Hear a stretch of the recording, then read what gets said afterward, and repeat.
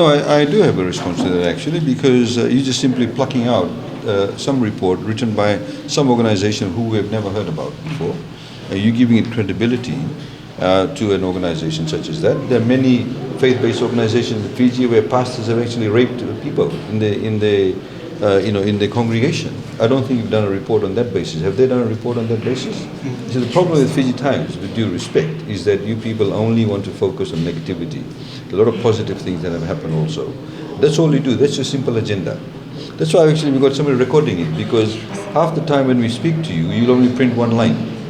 You have your mate Felix Chaudhry sending us, questions and wanting a response within a couple of hours or so, and then they just simply tick the box. You don't really want to hear from us. You're just simply trying to go through a particular motion. We have not heard about this organization. I think if you're going to talk about corruption, you need to look at the UN reports.